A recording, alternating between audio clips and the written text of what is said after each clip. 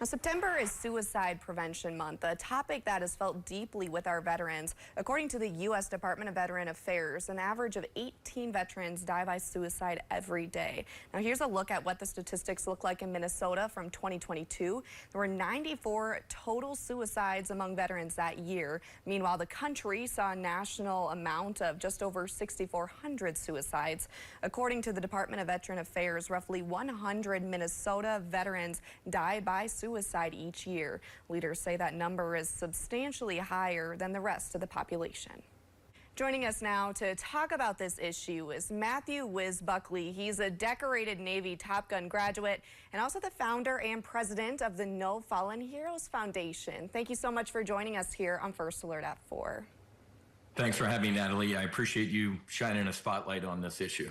Yeah, for sure. So first, can you share a little bit about your service and what motivated you to join the military? Well, I flew fighters for about 15 years for the Navy, and during that time, I lost 16 fellow aviators in mishaps. And along the way, I've lost 4 F-18 brothers to suicide. Very, very demanding flying a fighter jet. It's physically demanding. It's emotionally demanding.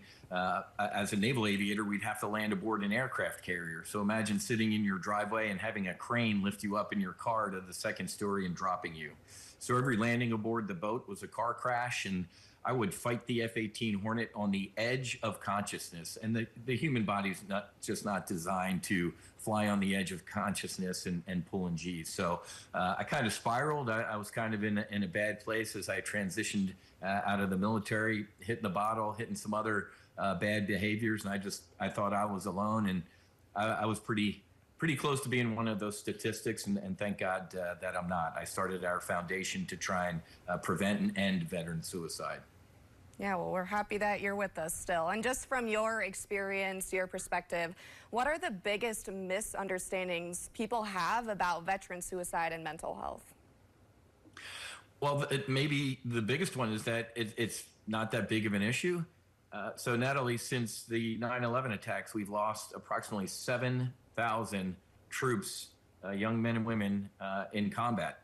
We've lost over 160,000 veterans to suicide. So while we're trying to win wars overseas, we're actually losing the war at home. So that's probably the first thing. If you average that out, Natalie, it's 17, 22. There are some estimates as high as 44 veterans are checking out by their own hand every day. And I don't like putting this energy out to the universe, but God forbid, could you imagine 22 children being shot, not once a year, every day in a school in this country? This country would flip out. But since it's in the veteran community, we kind of get oh, that's awful, and thank you for your service, and let's move on to something else. So it's devastating, and we need all the help we can get.